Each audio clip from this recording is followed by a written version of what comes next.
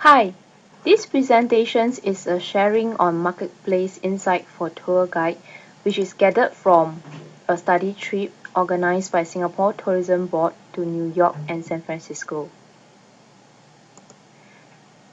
There are a total of 16 participants on the trip, namely Singapore Tourism Board, tour guide from Society of Tour Guides Singapore and Tour Guides Chapter, as well as E2I. Our objectives for the trip is basically to look at the three key points of licensing and training frameworks, wage and tipping structure, as well as to look at whether TG use ICT in their daily course of work.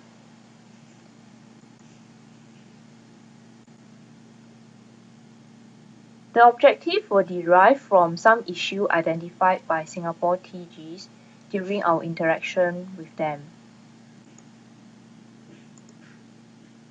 1. We look at the low wage and no fixed tipping culture for Singapore TGs, the high opportunity cost for them to attend training, the presence of illegal guides which has affected their livelihood, the lack of support in area of enforcement and inability to allow creations of itinerary for TGs due to the TA Act.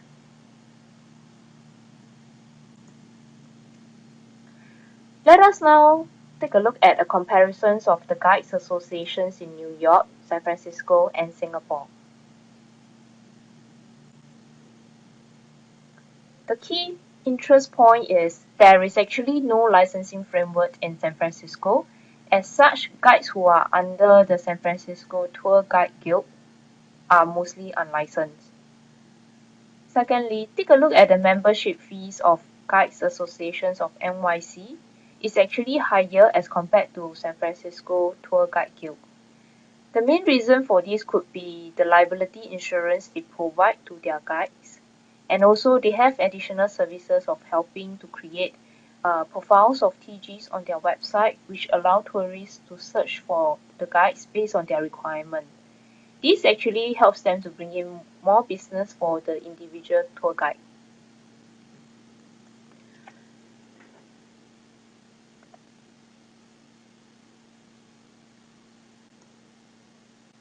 Next, let us take a look at the training framework of the different categories of tour operators that we have visited.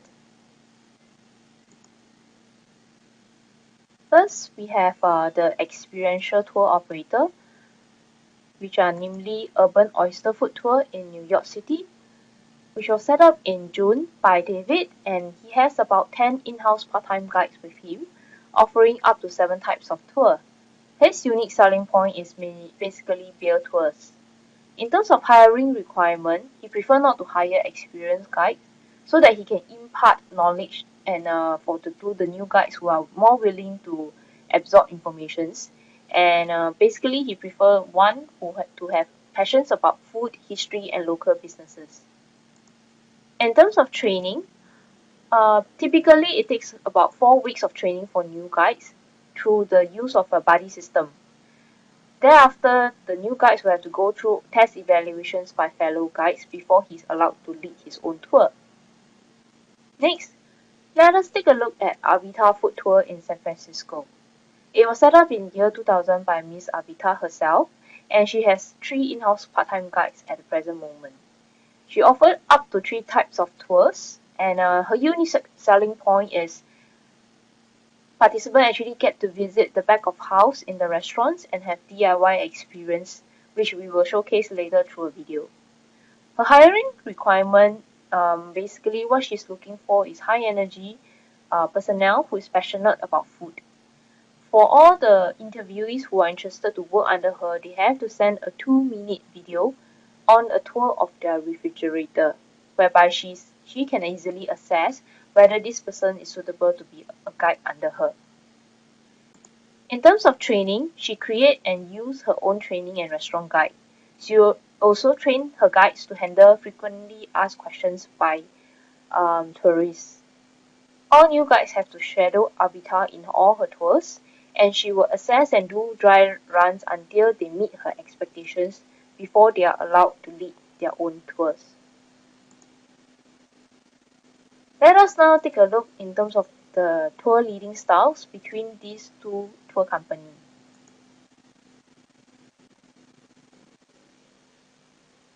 First man to have set foot on Manhattan Island, first European. Legend has it that when he got off his boat and got onto the beach of Manhattan, he reached down and he picked up an oyster the size of a dinner plate. Wow. That's how rich the environment was. And this became this great treasure of New York City. New York City became famous for its oysters all over the world. Today, all we have left of that legacy is the Grand Central Oyster Bar, which you may women that are on here. Starting at the very, very top, the woman up there is Rigoberta Menchú. Rigoberta Menchú was a Mayan woman who campaigned for the indigenous rights for the peoples of Guatemala. Her campaign was so powerful and so influential that in 1996 she won the Nobel Prize. Also, in 2007, she ran for president of Guatemala. Just below her, there's a window, and on either side of that window, you see her two hands out. As you can see from the two different styles, David is more matured and steady in terms as a guide, while Zeph is a little bit more high energy, and he would be more expressive as compared to David. Now let us take a look at the unique selling point between Urban Oyster versus Avita Food Tour.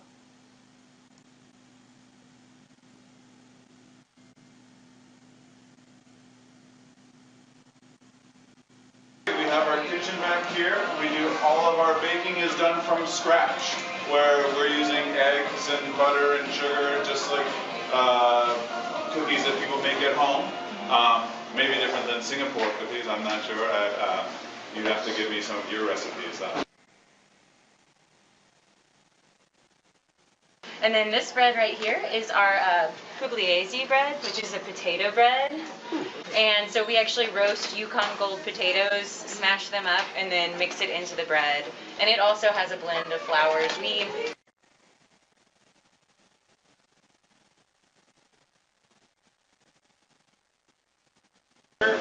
This would be the low and the high-low.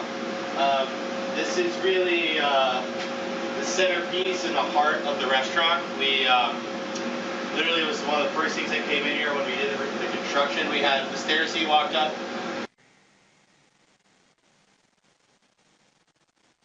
This is Venga Empanadas. Venga is an Argentinian empanada place, and it's owned by two gentlemen, one named Manuel and one named Pablo. Pablo is from Argentina, and Manuel is actually born in Spain but grew up in Argentina. It was told to us that in order for them to get to the back of the restaurants, to understand the nature of the business by the different business owner, they have actually a very good relationship with each of these owners. Okay, next, let us take a look at the historic tour operator, whom we had an opportunity to visit the Brooklyn Navy Yacht Tour by Tunstall Tour in New York City. This tour company was set up by Miss Cindy in 2012, and she has a total of 5 part-time guides and 2 full-time, which is she herself is one of them. And her unique selling point is basically she works in partnership with non-profit organizations, and focus is mainly on Navy yachts and Army tours.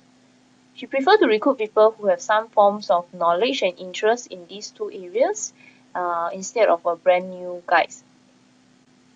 Let us take a look at the training she provides. For your guides, because I think mostly they are all in-house trained by your teammates themselves. That's right. So everything is done in-house because of the wealth of experience and knowledge that each of them have. Yes. Okay. Yeah, and then we do trainings as well with partner organizations. So for example, every year we do a training here with the Building 92 staff and with the Brooklyn Historical Society. We do a training with the real estate development staff here at the Navy Yard so that we can update our content and find out what's going on and to make sure that the contemporary information we're giving out the yard is accurate. And so we will do trainings, sort of collectively with some of our partner organizations. Right.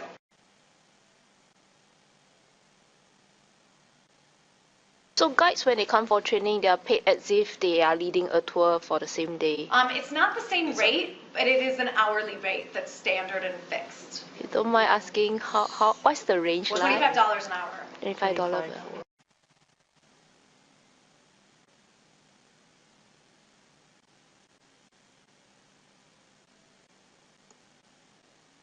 Next, let us take a look at the institutional tour operator, whereby we have an opportunity to visit Tennenham Museum.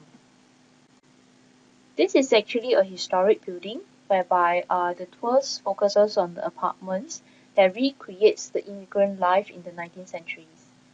Tennenham Museum have about 53 part-time guides who are known as the educator.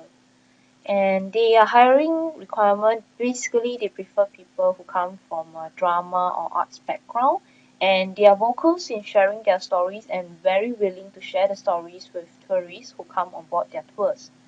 Let us now take a look at the training they provide to their educators. Pressing question.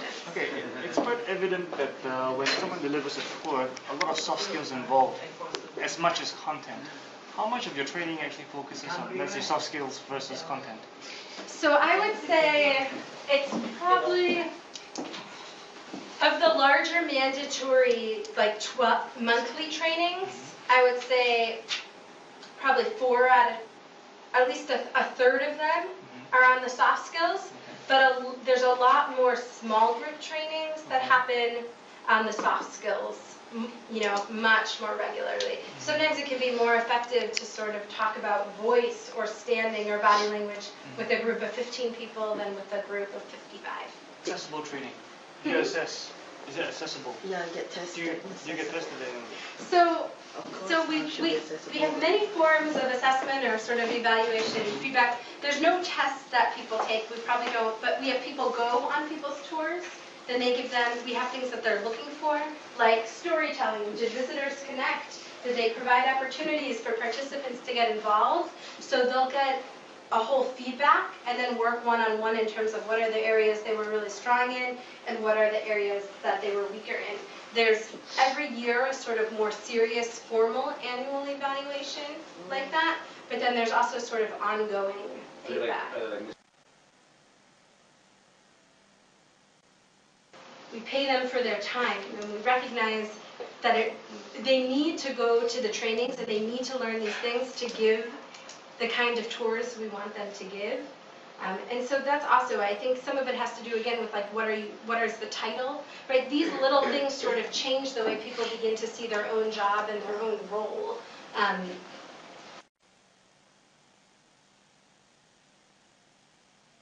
Do you pay the same rate for training as you do for someone giving tours? Same rate? Same rate.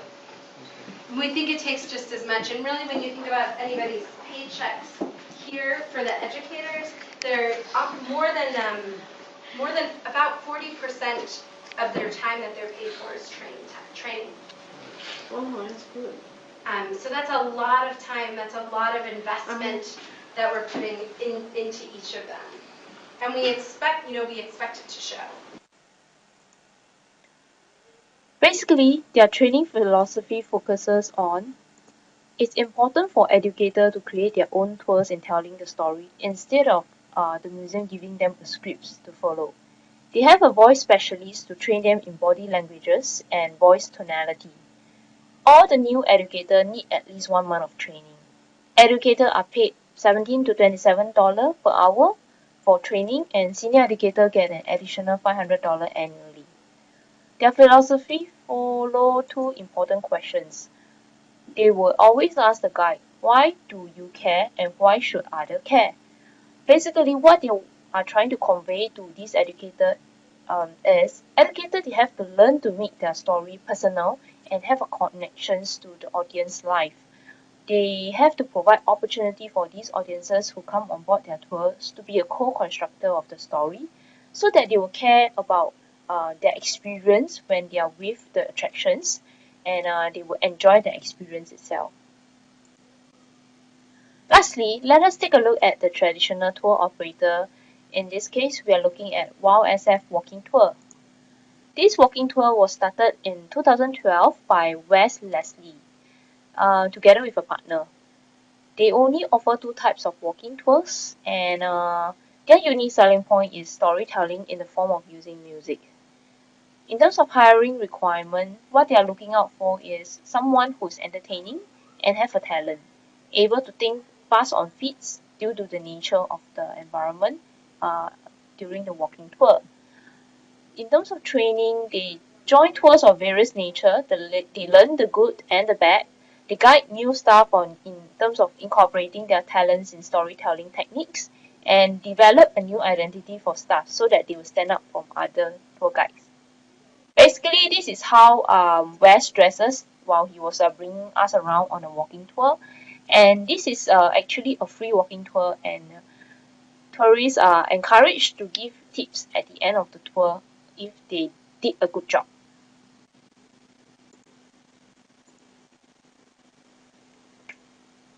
Now, we have heard so much on the training framework. Now, let us take a look at the microeconomic factors which could affect TG industry in general. As mentioned earlier on, San Francisco, there is no licensing requirement. So we'll do a comparison between New York and Singapore. In terms of examinations, for New York, it's quite easy. You just have to get 97 out of 150 MCQ correct in order to pass the exam.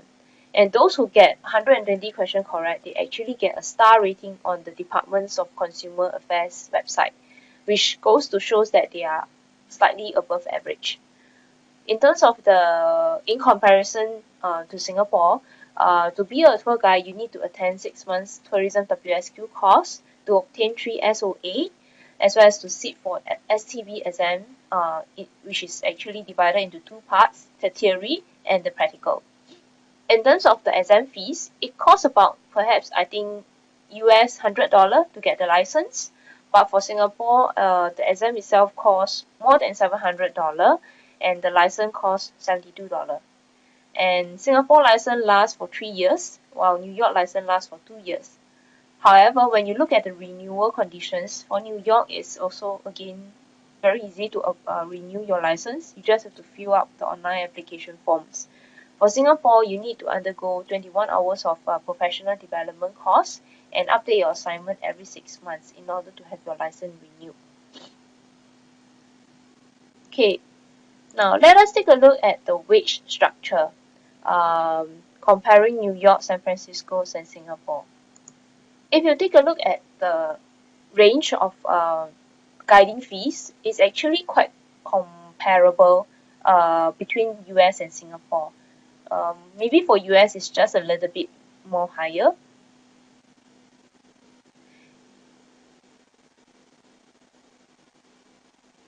And for the US, they actually have a minimum wage structures in the country itself, which is tagged to $8 per hour.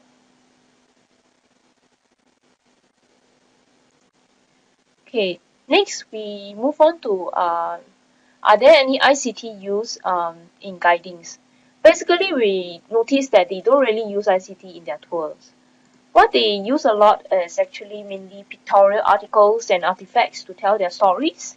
And for Wes of the walking tour, he actually used music to tell the stories. Maiden Lane,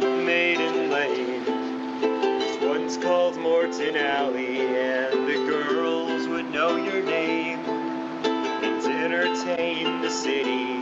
And the board of supervisors tried to shut it down, but it wasn't until the fire when they burned the city down. Maiden Lane was once called Morton Alley, and the girls would know your name and entertain the city.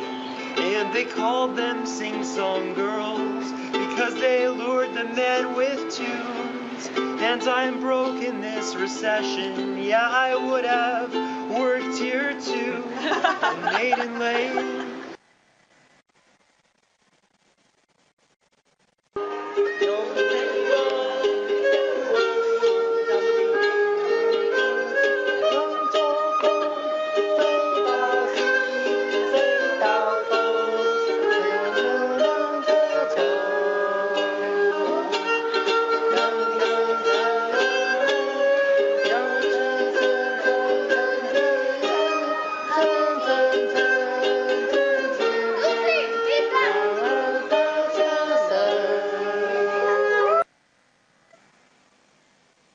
As you can see from the video, this old gentleman is actually a barber.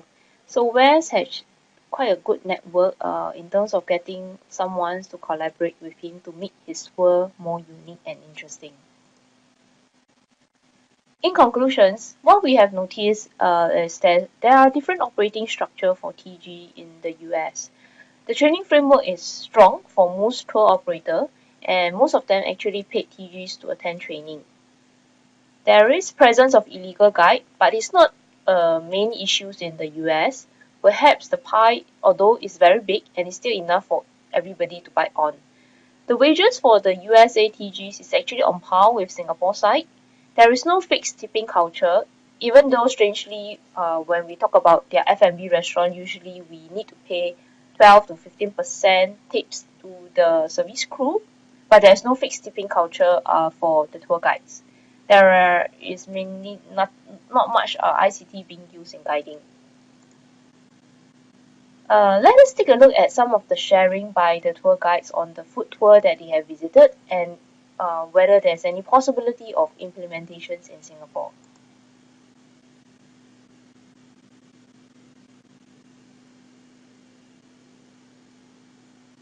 Jackie and Kathy from the STG side. Yeah. Okay, so yesterday we actually went on the food tour.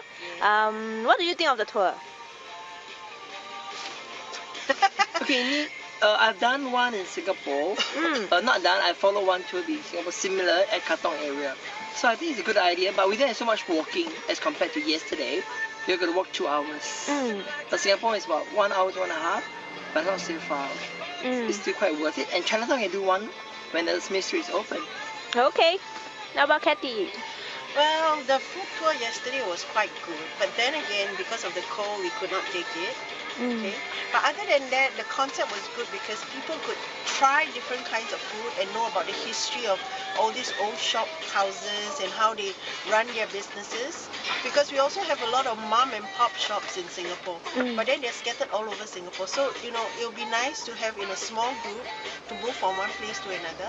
Although we can do a walking one, like in famous areas like Geylang or Joo Chiat or Katong, but then the concept is almost similar to Singapore, and I think we have already been selling tours like this, but only small agents or only a few agents do it because I